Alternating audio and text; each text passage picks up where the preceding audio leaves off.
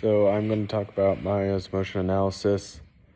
Um, she did the motion analysis on a hurdler, a high jumping hurdler, and what muscles could be affected, how the knee, hip, and ankle are affected during this. So there are 4 phases she talked about: the takeoff phase, stretch phase, land phase, push-off phase.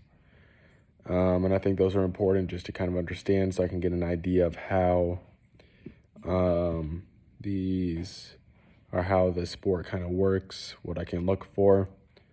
So in the ankle, in all of these, I kind of wanted to focus on injuries because I think that'd be the big thing I'd have to kind of know when it came to this sport. For the ankle, there was medial tibial stress syndrome. This is where the heel strikes the ground while landing. I can think this is just because of overuse. My original thought was there could be some lateral ankle sprains during this.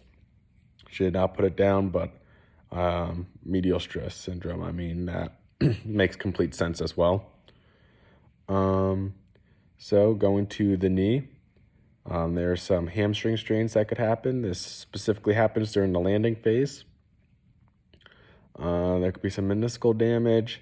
This happens during the landing phase, and this is due to the twisting and pressure. Muscular strains could happen in the knee. This is just due to some strength deficits. She talked about the hamstring and quad during this as well, and how there could just be overuse because one's stronger than the other, or some strains that happens because one's stronger than the other.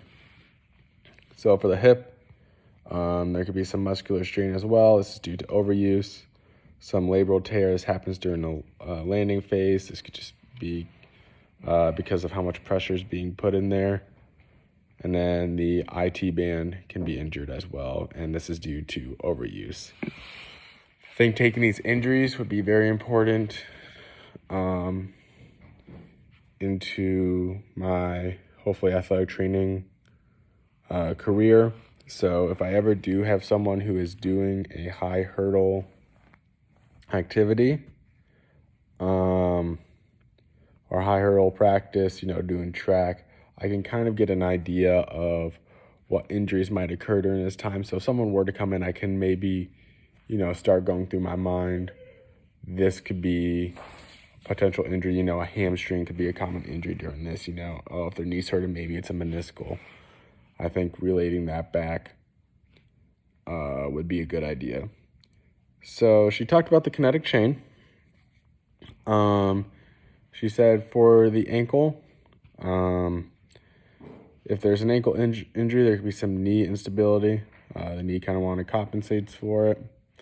And then another big thing that I saw was hip compensation. Obviously, if one hip's being used a lot, and that one could get injured, you're going to want to put less pressure on that side. So you're going to put more pressure on the non-injured side. I think that's very important to know for all of this. Other than that, I think I just want to have, hopefully during my career as an athletic trainer, I want to be able to plot down different injuries that could happen with different sports. And this will be a good step in me thinking what could be happening for this sport, what injuries I can put down, and this would be a good step to start it out with.